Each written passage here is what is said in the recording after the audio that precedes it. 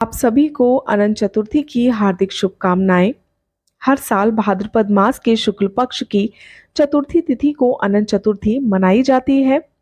इस साल 28 सितंबर 2023 को अनंत चतुर्थी मनाई जा रही है। इस विशेष दिन पर मां लक्ष्मी और भगवान विष्णु की विधि विधान से पूजा अर्चना की जाती है। इस खास मौके पर व्रत रखना बेहद शुभ माना जाता है। अनंत चतुर्थी के दिन गणेश जी की मूर्ति भी विसर्जित की जाती है। अगर आप गणपति बापा को 10 दिन के लिए अपने घर लेकर आए हैं तो आज के दिन उनका विसर्जन होता है। जो गणपति बापा की मूर्ति है वो गणेश चतुर्थी के दिन भक्त अपने घर लेकर आते हैं। कोई 3 दिन के लिए, 5 दिन के लिए, 7 दिन के लिए, 10 दिन के लिए अपने हिसाब से बापा को लेकर आते हैं। उनका विसर्जन 10वें दिन अनंत चतुर्थी के दिन किया जाता है। अनंत चतुर्थी के दिन विष्णु जी की पूजा अर्चना के बाद उन्हें रक्षा सूत्र बांधा जाता है। धार्मिक मान्यता है कि ऐसा करने से भक्तों के सभी बिगड़े काम बनने लगते हैं और शुभ कार्य में आने वाली बाधाएं दूर होती हैं। तो भक्त उस रक्षा सूत्र को अपने हाथ में बांधते हैं। इस दिन भगवान विष्णु के अनंत रूप की पूजा की जाती है।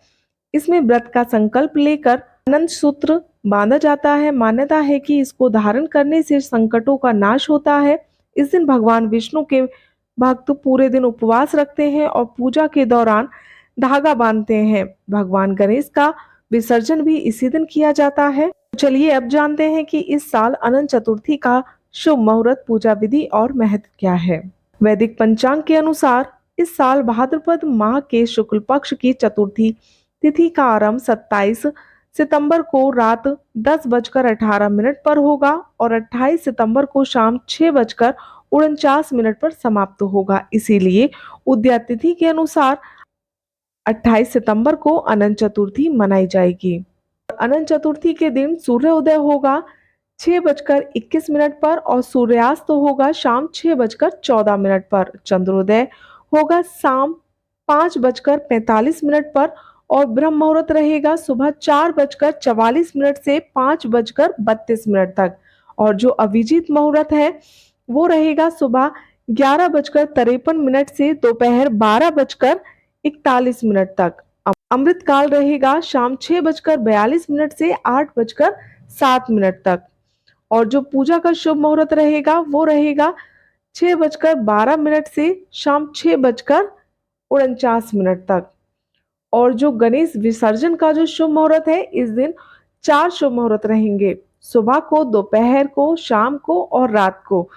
और जो सुबह का मुहूर्त रहेगा गणेश विसर्जन का वो रहेगा 6:12 से 7:42 तक। और दोपहर का जो शुभ मुहूर्त है वो है सुबह 10:42 से दोपहर 3:11 तक। और जो शाम का मुहूर्त रहेगा वो है 4:41 से 6:11 तक। और जो रात का शुभ मुहूर्त है वो है 6:11 से रात 9:11 तक। तो आप इन चार मुहूर्त में गणेश विसर्जन कर सकते हैं। और अनंत चतुर्थी के दिन सुबह जल्दी उठें, स्नान करें, साफ कपड़े पहने, घर का मंदिर साफ करें, फिर विष्णु जी और मां लक्ष्मी को प्रणाम करें और व्रत का संकल्प लें। इसके बाद घर में गंगा जल छिड़के सूर्य देव को जल अर्पित करें। इसके बाद एक चौकी पर लाल या पीला कपड़ा बिछाएं, भगवान विष्णु और मां लक्ष्मी की प्रतिमा स्थापित करें, उनके पास एक कलश भी रखें। परिवार में जितने सदस्य हैं उतनी ही संख्या में भगवान विष्णु को अनंत रक्षा सूत्र अर्पित करें। इसके बाद विष्णु जी और मां लक्ष्मी को फल, फूल, धूप, दीप और नैवेद्य अर्पित करें, उनकी आरती उतारें, अनंत चतुर्थी की कथा सुने और सभी को प्रसाद बांटें। अनंत चतुर्थी के दिन कथा सुननी या पढ़ना बहुत जरूरी होता है। कहते हैं कि कथा के बिना व्रत अधूरा माना जाता है। पूजा के बाद पुरुषों के दाएं हाथ में और महिलाओं के बाएं हाथ में अनंत रक्षा सूत्र बांधना चाहिए।